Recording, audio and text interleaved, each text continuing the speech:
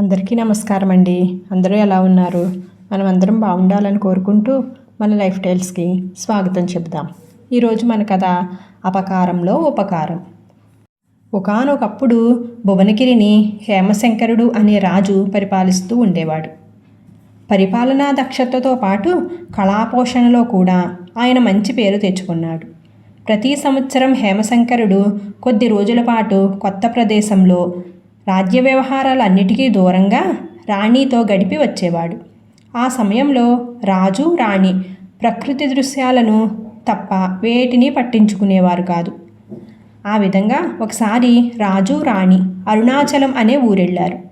అది రెండు కొండలకు మధ్యలో ఉంటుంది. ఎంతోమందికి ఆ ప్రాంతం గురించి తెలియదు కూడా. కానీ ప్రకృతి సౌందర్యంతో ప్రత్యేకతతో ఉంటుంది ఆ ఊరు. అక్కడ కొత్త రకం చెట్లున్నాయి. కనీవిరి ఎరుగని రంగురంగుల పూలుంటాయి. ఊరుకు అందాన్నివ్వటానికి అన్నట్లుగా వంపులు తిరిగి ప్రవహించే సెలయేర్లు ఉంటాయి. ఆ సెలయేట్లో వెండి బంగారాల్లాగా మెరిసేలా చేపలు ఉంటాయి. ఇవన్నీ చాలవు అన్నట్లుగా ఏటా ఒకానొక ఋతువులో ఎక్కడి నుంచో వివిధ జాతుల పక్షులు వలసకు వచ్చి కొంతకాలం ఉండి మళ్ళీ వెళ్ళిపోతూ ఉంటాయి. ఆ ఊరు ఎంత బాగుంటుందంటే ఆ పక్షులు అక్కడ వాలితేనే అంత అందం అనిపిస్తూ ఉంటుంది. హేమశంకరుడు అరుణాచలం చేరిన 2 రోజులకు వలస పక్షులు వచ్చాయి. రాజు రాణి ఆ ఊరి అద్భుత సౌందర్యానికి మురిసిపోయారు. రాణికైతే శాశ్వతంగా అక్కడే ఉండిపోవాలనిపించింది. వాళ్ళు అనుకున్న దానికన్నా మరికొద్ది రోజులు ఎక్కువగానే అక్కడ గడిపి తర్వాత రాజధానికి వెళ్ళిపోయారు. రాజధాని చేరిన రోజునే హేమశంకరుడు తన కొలువులో పనిచేస్తూ ఉన్న చపలుణ్ణి పిలిచి వాడికి వెండి బంగారు నాణాలు బహుకారం చేశాడు. ఈ చపలుడు రాజుకి ఎంతో ఇష్టమైనవాడు. ఆయనకు నచ్చే మాటలు చెప్పటంలో అఖండుడు. వాడు అరుణాచలంలోనే పుట్టి పెరిగి పెద్దవాడై ఆ తర్వాత పొట్ట చేత పట్టుకొని వచ్చి భువనగిరిలో స్థిరపడ్డాడు. వాడు చెప్పటం వల్లనే రాజు ఈసారి అరుణాచలం వెళ్ళాడు. చపలుణ్ణి సన్మానించటంతో ఆగకుండా రాజు అరుణాచలం గురించి ప్రతి ఒక్కరి వద్ద చెప్తూ ఉండేవాడు. ఆ సంవత్సరం వలస పక్షులు ఇంకా ఎగిరిపోకుండానే ఇంకా మరెందరో కూడా అరుణాచలం వెళ్ళి వచ్చారు. అలా కొన్నాళ్ళు గడిచాయి. ఒకరోజు హేమశంకరుడు చపలుడితో ఇష్టాగోష్ఠిగా మాట్లాడుతూ, తలుచుకున్నప్పుడల్లా అరుణాచల శోభ నా మనసును పరవశింపచేస్తూ ఉంది. నీకు ఏమైనా కోరిక ఉంటే చెప్పు అన్నాడు. చపలుడు వెంటనే, ప్రభువు, అరుణాచలంలో మరొక గొప్పతనం ఉంది. ఆ ఊరు సరస్వతికి ప్రసన్నం. అక్కడికి వెళితే చాలు మనిషిలో కవిత్వం పుట్టుకొస్తూ ఉంటుంది. అరుణాచలం వెళ్ళి వచ్చిన సామాన్యులందరినీ పిలిచి ఒక చోట సమావేశపరచండి. వారిని పోటీపడి కవిత్వం చెప్పమనండి. ఉత్తమ కవిని సన్మానించండి అని అన్నాడు. నీ కోరిక సమంజసంగానే ఉంది అని రాజు చపలుణ్ణి మెచ్చుకున్నాడు. చపలుడు ఈ విధంగా కోరిక కోరటానికి ఒక కారణముంది. చాలా కాలంగా చపలుడికి తన కవిత్వం 10 మందికి వినిపించాలని కోరిక. తాను రాసిన కొన్ని కవితలను వాడు ఇదివరకు ఒకసారి ఆస్థాన కవి అయిన చతురమతికి వినిపించాడు. ఆయన అవి విన్నాక చపలుడితో, నువ్వు చాలా తెలివైన వాడివని చాలామంది అంటూ ఉంటారు.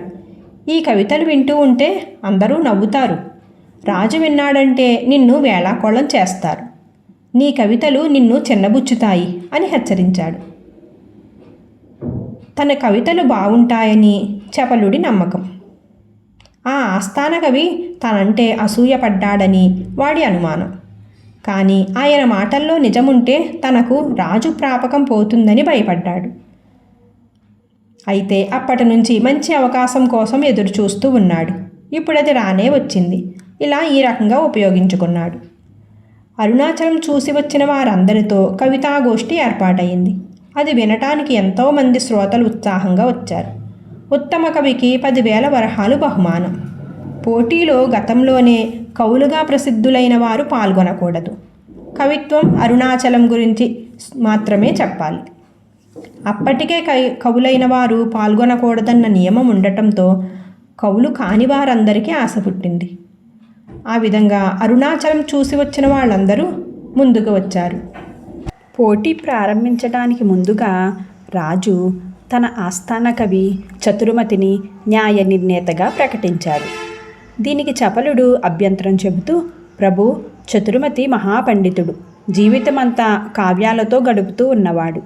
సామాన్యుల కవిత్వంలో గుణదోషాలు ఎంచటం ఆయనకు సాధ్యం కాదు. ఎందువల్లనంటే ఏ కవిత ఆయనకు నచ్చకపోవచ్చు. తమరు అరుణాచలం చూసి వచ్చారు, కవిత్వంలో ప్రవేశం కూడా ఉంది. తమరే ఈ పోటీకి న్యాయ నిర్ణేతగా వ్యవహరించడం సమంజసము అని అన్నాడు. హేమశంకరుడు తటపటాయించాడు. కానీ చతురుమతి కూడా చపలుణ్ణి బలపరచటంతో అంగీకరించక తప్పలేదు. పోటీ ప్రారంభమైంది. అందరూ ఆశ్చర్యపడే విధంగా ఎందరో సామాన్యులు అరుణాచలంపై చక్కని కవితలు వినిపించారు. ఆ పోటీలో చపలుడు కూడా పాల్గొని తన కవితలు చదివాడు.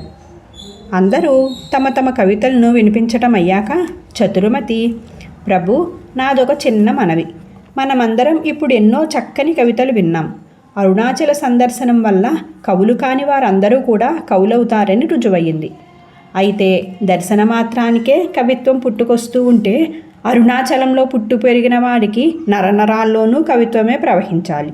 అటువంటి వారికి పోటీలో పాల్గొనే అర్హత ఉండకూడదు. కారణం, ఇదివరకే కవులైన వారు ఈ పోటీలో పాల్గొనకూడదు కదా అన్నాడు.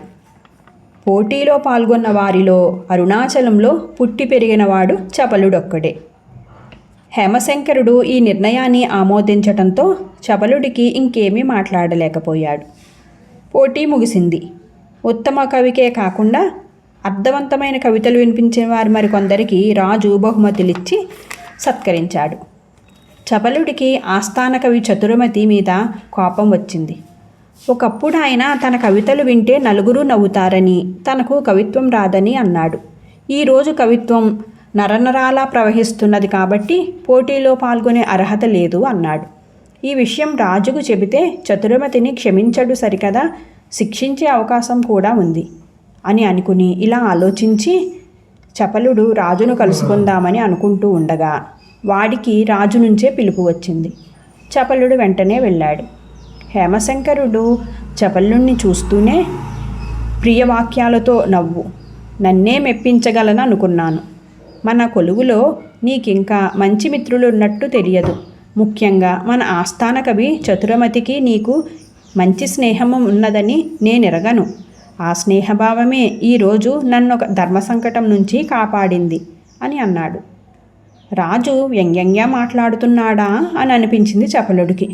లేకుంటే తనకు అపకారం తలపెట్టిన చతురమతికి తన పట్ల స్నేహభావమా?